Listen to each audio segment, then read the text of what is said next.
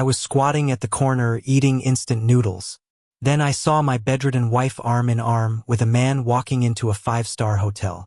Only then did I realize her tears and talk of late-stage cancer were just a ploy to find an ATM and get a loyal guy to pick up the tab. I chuckled to myself, dropped the act, and decided to lay my cards on the table. I called my dad, who happens to be one of the richest guys in the city, and said, "Dad, I struck out in my quest for true love. Guess I'll just head back home to take over the family business." Across the street, a couple got out of a cab, and the guy wrapped the woman in his coat. I was just about to get up when I heard the most unexpected voice. "Edward, don't worry. I'll make sure you're pleased today." I darted behind a tree, and sure enough, the woman with chestnut curls wasn't just any woman. It was my wife, Judy, who was supposedly bedridden at home. Her hair was even dyed the color she asked for, claiming she didn't want to see gray hairs. They started kissing right there at the hotel entrance. Anger soared within me. We'd been married for 2 years, and for her so-called self-esteem, I even slept in the next room. Her dad and I once had an intimate chat over drinks. He brought up getting pregnant, and I confidently promised that I'd take care of her even if we didn't have kids. I clenched my phone, struggling with whether to smash it, hoping this was just a misunderstanding, like maybe it was someone who simply looked like her. That same day, Judy had told me she was visiting a friend. So, acting concerned, I sent her a message. She replied almost instantly, "Don't worry, Judy just fell asleep. No cramps today. I assure you I'll get her back to you safe and sound by tomorrow." In the photo, Judy looked as gentle and kind-hearted as I remembered her. Not convinced, I slipped a small bribe to a hotel staff member. The guy, smoking and grinning, told me they were in room 409. Taking a deep breath, I stormed up there with some tools. As expected, they were having a good time. "Edward, don't leave marks. My husband said he'll give me a leg massage tomorrow," she joked. "Why worry? Just tell him you scratched yourself like before." "Ha! Wait till next time he's on a business trip. He's usually away for several days. Then, I'll show Edward some real tricks." It was plain as day. This hadn't just started. It had been going on for months. By 3 in the morning, they finally emerged, and Judy got into a cab. Edward planned to get some smokes before heading back to sleep. I strolled into the alley and whacked him with an iron bar from behind, later landing a blow to the front amidst his ear-piercing screams. Rendered useless, I gagged him with a kitchen cloth I picked up earlier. As he begged for mercy, I responded in a gruff voice, "You bought my stuff and didn't pay, but you sure enjoyed messing around with women." Unsatisfied, I stripped him, doused him with some instant noodle broth I found near a trash can, and scoffed, "Scram." Squinting, I watched him scurry away without looking back. Now to head home and deal with the other issue at hand. Back there, Judy's too smooth to be new to such acts. I started rummaging through everything and finally found a stash of seedy outfits. In a small box, a dozen already used items were kept, each dated like some kind of diary with different encounters marked. Muting the urge to vomit, I dumped everything out. At the bottom was a stack of documents. The listed illnesses matched Judy's supposed diagnosis, but neither the name nor age lined up. The proofs she had shown me were fabricated. I dumped the bedside cabinet's pills out, revealing them to be sugar candies masquerading as medicine. Pretending to have cancer was just another ruse. With a loud crash, the bottle hit the floor, and words could not express the fury I felt. I had been a total fool, caught in her web of lies for so long. A bit after 7, I watched the two of them giggling as they exited a building. Judy was strolling faster than Lucy, hardly resembling an ill cancer patient. They discussed plans while grabbing breakfast. "Put extra powder and concealer on me later. Once he sees how pale I look, I'll tug at his heartstrings and, with a bit of momentum, he'll fork out money for my brother's house." She laughed. "Careful, you're pushing him too hard." She tossed some trash and wiped her mouth. "What's there to worry about? If he coughs up some cash, it's me doing him a favor. I'm about to marry into a rich family. Once he's out of money, I'll show him the door." Lucy asked, "Are you sure this time? Will Edward's family approve?" Starting to say something, Judy proudly patted her belly. Last time I miscarried a girl, but thanks to some old remedies from my mom, I'm sure it's a boy this time. If they have no grandson, what is there to discuss? A chill coursed through me. About half a year back, Lucy had mentioned feeling unwell and went to her parents for a while, and now I realized she'd secretly gotten an abortion. I stupidly wired her cash every day during that time. I called a buddy, registered an appointment, and asked him to fetch some medications from the hospital for me. With some downtime before the meds arrived, I made a call explaining what went down. Listening to my old man as he consoled me, I wryly remarked, "Cut it out, laugh it off all you want, but if I complain to Mom, you'll be stuck chasing her around on planes again. Head home now? What do you take me for, an idiot? Using me as a free ATM? I won't let this slide easily." I set my terms. She leaves with what she came with, and she repays everything I spent, penny for penny. Tit for tat, since she decided to go there first. I waited for them to arrive before knocking on the door. The tense murmuring inside made me chuckle. When the door creaked open, Judy was sitting in a wheelchair and let out a weak cough. "Sweetheart, you're here. I've missed you." I nodded slightly and opened the pill bottle under her gaze. "You left in a hurry yesterday and forgot your medicine." I thought of it halfway and went to get it before coming over. Judy froze mid-motion, her hand in place. "New medicine?" I poured out about a dozen pills into my hand, following her usual dosage. "Yep, hurry up and take them." Judy glanced at Lucy, and I subtly blocked her view, softening my expression. "Judy, don't throw a tantrum. How will you get better if you don't take your medicine?" Under my watchful eye, she reluctantly swallowed the pills in one go, then casually placed the medication leaflet in front of her. There, in glaring text, it warned pregnant women of potential fetal abnormalities. Her face turned a shade of green. Shakily, she said she needed to use the bathroom and sent me out to buy breakfast. The moment I left, she rushed into the bathroom to make herself throw up. I heard everything loud and clear from outside. Once everything was tidied up, I escorted her into a cab. As we drove along, Judy curled up in the corner, a bit strangely, startled by the unfamiliar scenery outside. She grabbed my hand, squeezing tightly. "Honey, where are we going? My legs are a bit sore today. Didn't you say you'd give me a leg massage?" I kept my tone even. "No rush. I booked an appointment for you with a specialist today to check things out." No matter how much Judy tried to sweet-talk me, I didn't budge. When we reached the doctor, Judy quickly handed over some fake documents, claiming she only needed regular chemotherapy based on previous checkups. The doctor skimmed through the past records and prescribed some 4 fluids. Seeing the lengthy English drug names, Judy got a bit scared. Will these drugs harm the body?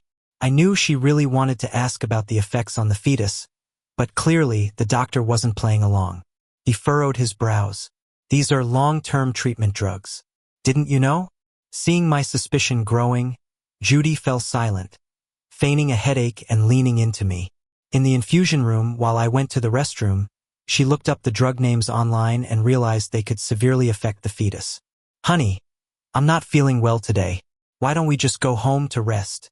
A nearby nurse interjected, "If you're not feeling well, you need treatment. Finish these IVs before heading home." The golden liquid started flowing in. Just as the nurse was about to insert the needle into Judy's arm, she screamed and swatted it away. This drug wasn't just harmful to the fetus. It had severe side effects on the mother. It's only used by genuine cancer patients who are willing to take the risks. Judy couldn't get over this mental hurdle. "You hurt me. I won't do it." Stifling a smirk, I held her hand down firmly on the infusion table. "Judy, be good. I'll take you home after this and massage your legs and make some soup. As long as we try, the illness will get better."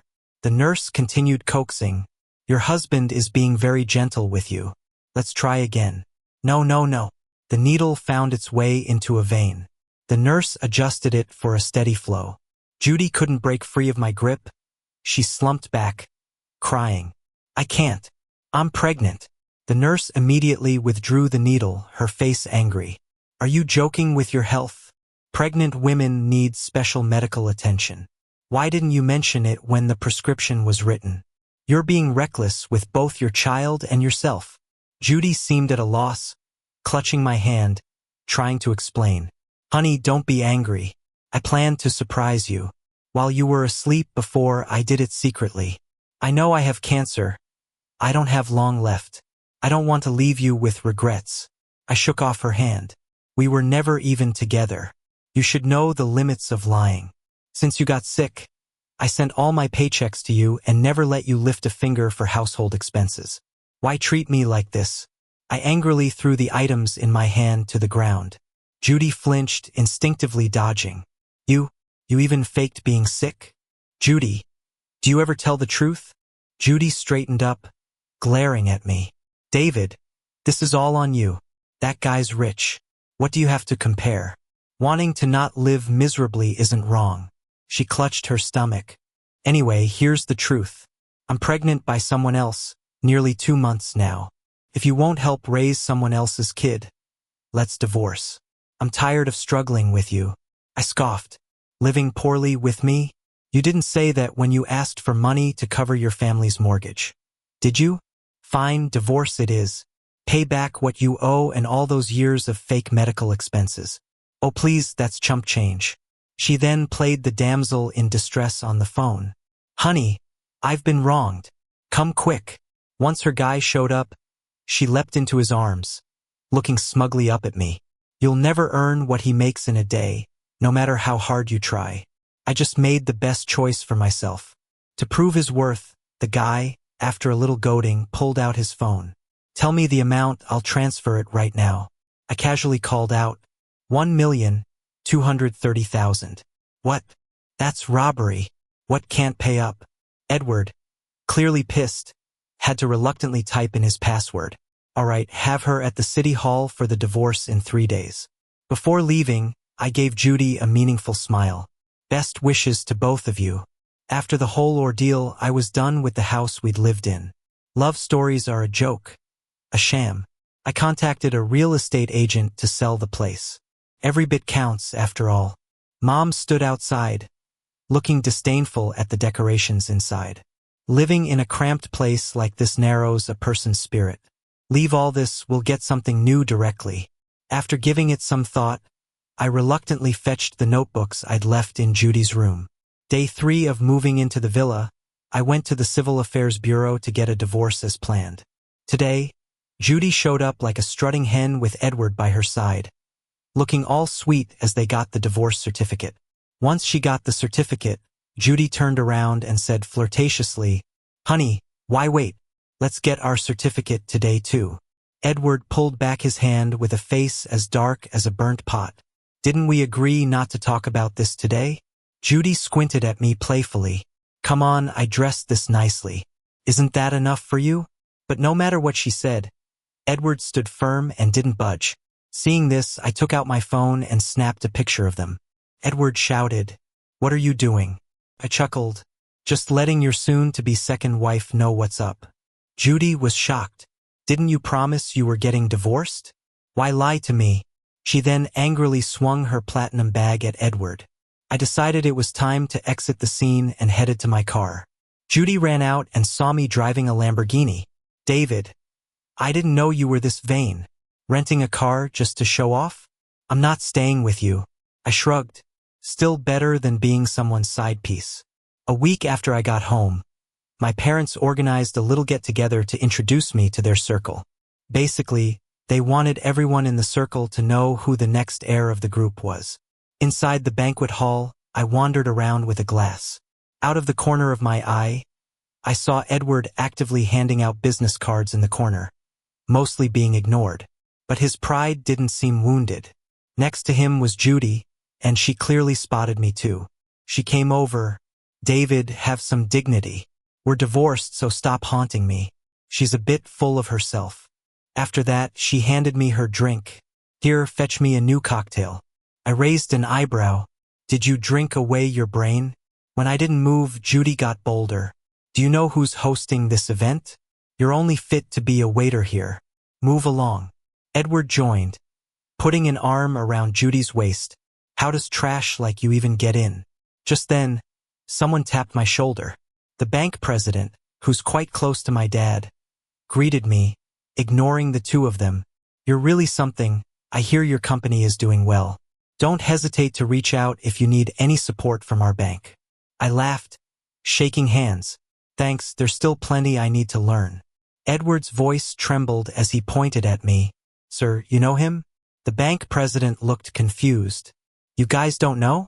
This is David, the only son of Mike, today's host." Edward knew he was screwed. I turned to him and said, "Oh, indeed. This is my ex-wife," pointing at Judy, who's frozen in shock. "And this here is her boyfriend," pointing at Edward, sweating bullets.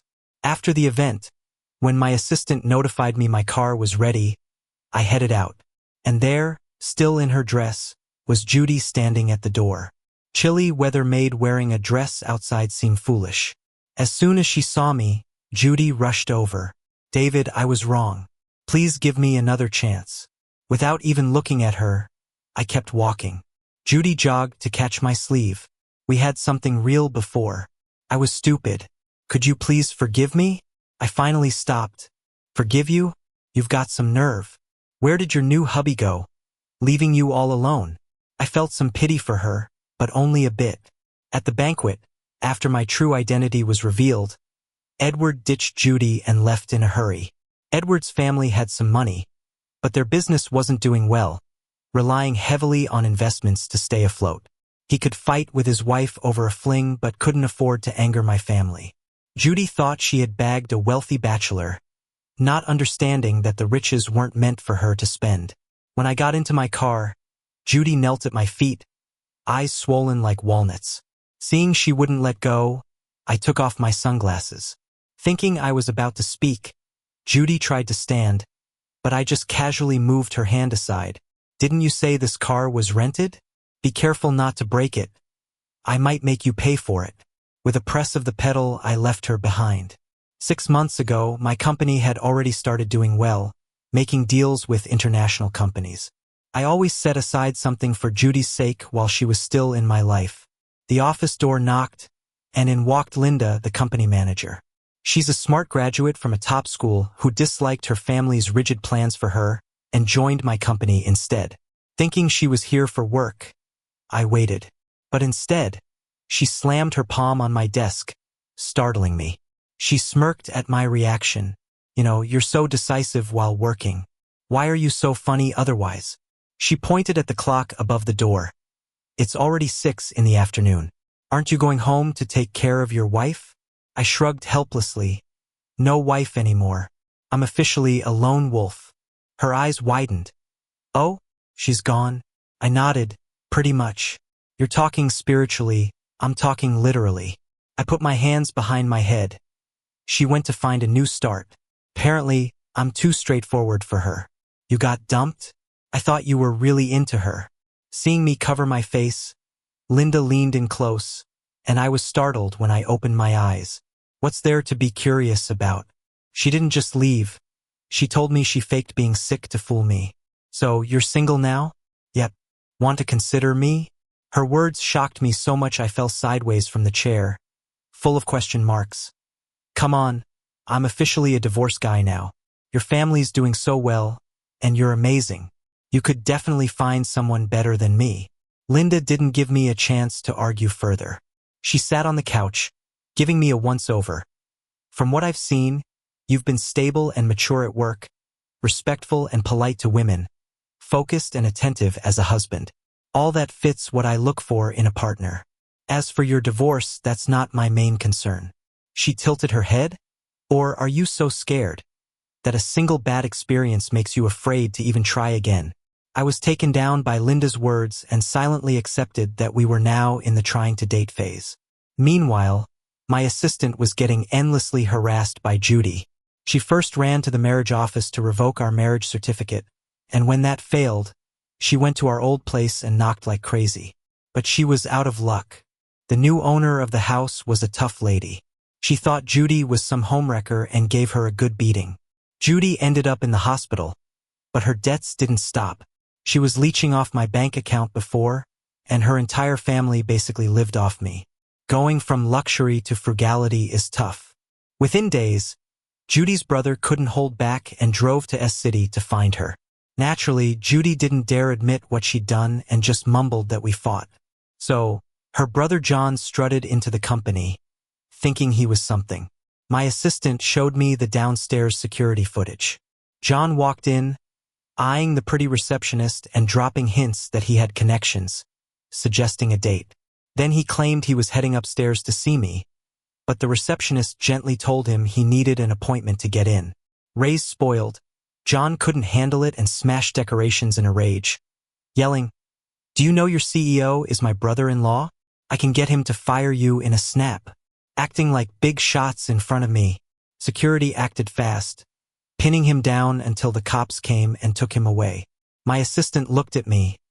The lawyer predicts he might get a week in custody for causing trouble. I rubbed my chin, a sly look flashing on my face. A week sounds too short. Check back in his hometown. With a temper like that, he's bound to have enemies. Why not do them a favor? Just as my assistant was leaving, I called him back. Itemize the damage downstairs. There's no reason I should cover losses for things he went nuts on. When I got to the hospital, Judy was still in a regular room hooked to N4. Because she was pregnant, there were limited meds she could take, leaving her to bear most of the pain. Seeing me, she got emotional. "Honey, David, you came to see me? You're forgiving me?" I tutayed from the end of her bed. "Wrong name, miss. Edward's your new hubby. Remember? I passed over the bill. When you're better, wire the money to the account." Judy looked at the bill, her hand shaking. "What's this?" I gave her a smile. "For the damages your brother caused at my company. It's incredible how you both act. You cheat first, then send your brother to stir up trouble. Unbelievable." Judy clutched the sheets. "No, I didn't say that. I didn't send him." Just then, Linda found us, nudging me that it was time to go. Judy's emotions flared up. "Have you been talking bad about me behind my back? We were fine before. Why won't David forgive me now? You home-wrecking witch." People in the ward turned to look. Judy's big belly made her seem pitiful, and whispers started. "How bold, looking so innocent yet having no shame. The guy's not much better, bringing a lover in while she's pregnant." I shielded Linda. "Judy, you brought this on yourself. You faked illness and fooled around behind my back. And it's not even a month since our divorce, and you're heavily pregnant? Why should I forgive you just because you're struggling now?" That set the room abuzz again. "Oh my gosh, she cheated while married? No wonder he's asking for money. I heard she sent her brother to stir up his company. The nerve of regretting while carrying another man's child. I'd lose it if she were my wife." I coolly watched Judy hold her ears in anguish. "One last note. Pay back what you owe me, or next time, it won't be me coming for you." I scoffed. "Wonder how your folks feel about you getting your brother locked up?" Outside the hospital, Linda's face was flushed, and I realized our hands were still linked. As I considered letting go, she tightened her grip, interlocking our fingers. For the first time, someone stood so firmly beside me.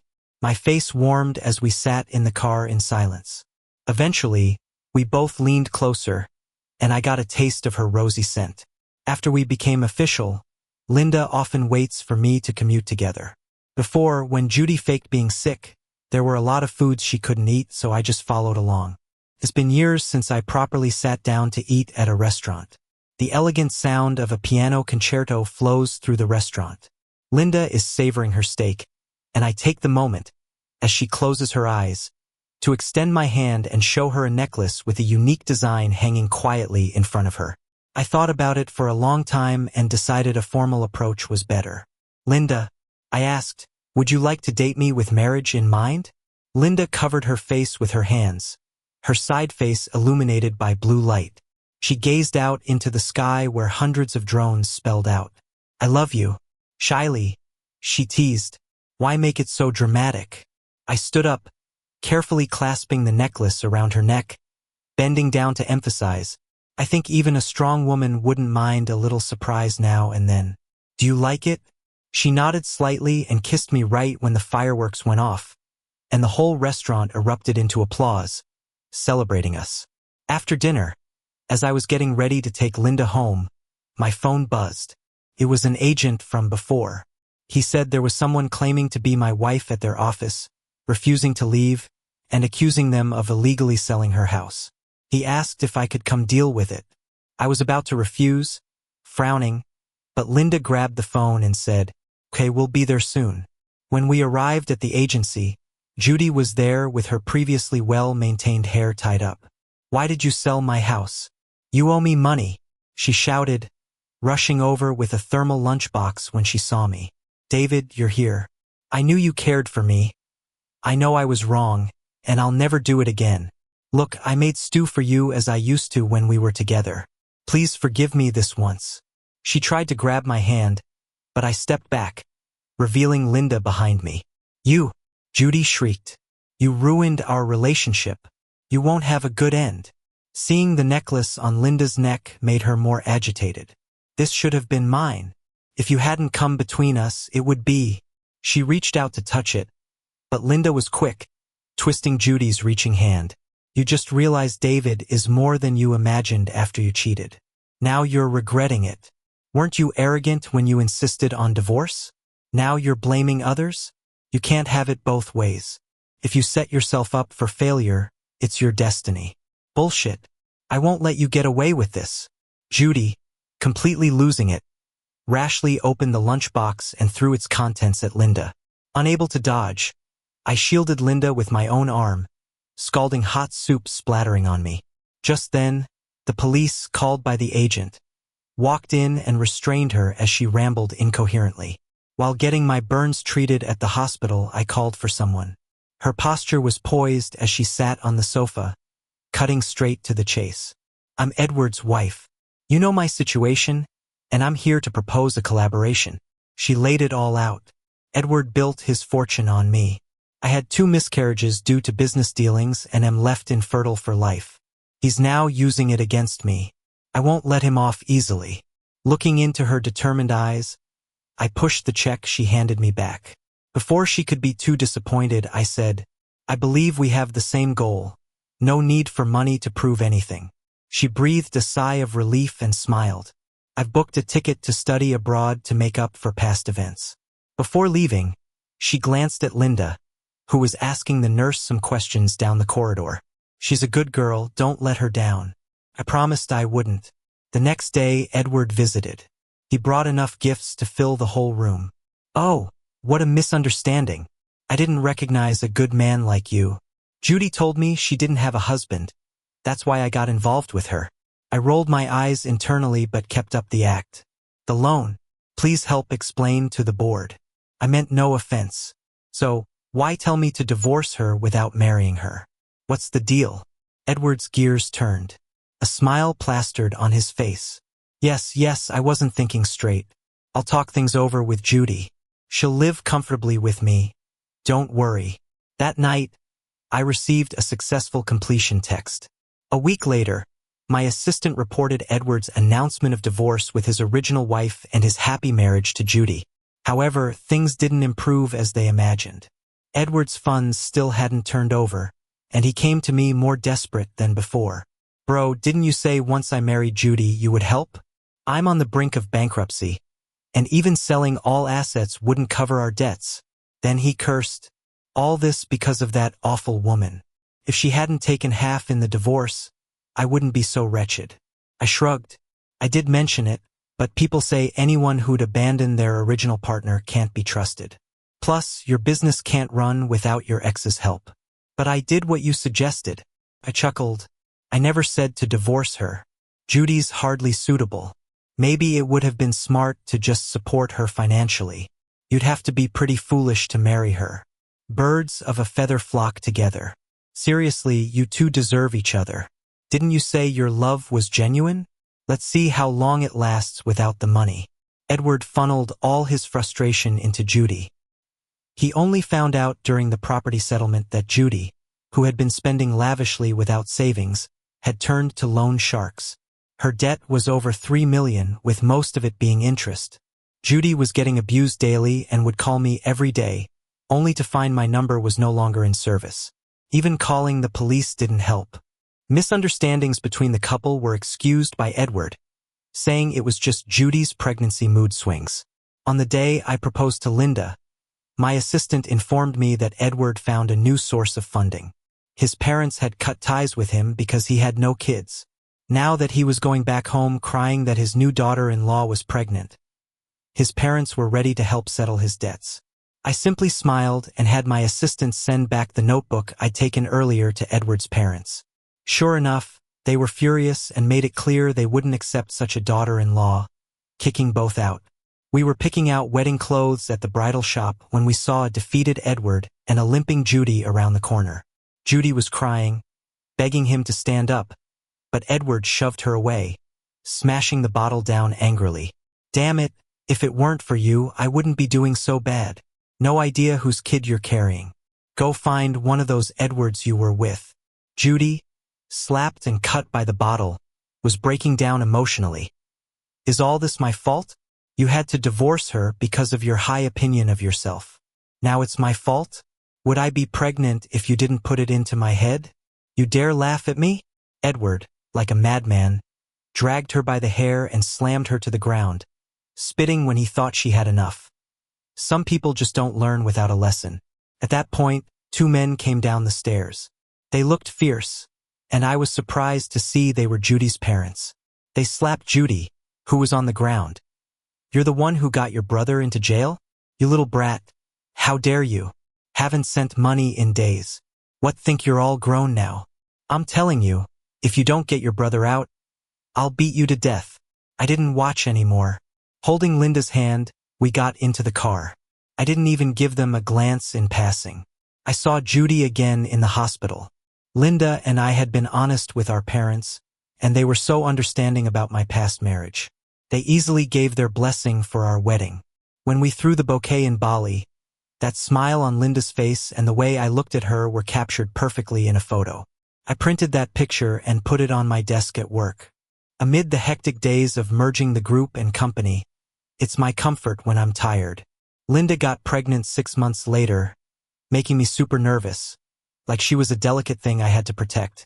At the 7-month checkup, I felt someone watching me. Turning around, I saw a frail Judy. She was dressed in warm pajamas even in the summer heat. I had no intention of catching up and started walking by. But Judy stopped us, her eyes fixed on Linda's belly. Instinctively, I shielded her. If in the past I had settled with you, would you have treated me as gently? No regrets in life, so no what-ifs. If you're done, you can go.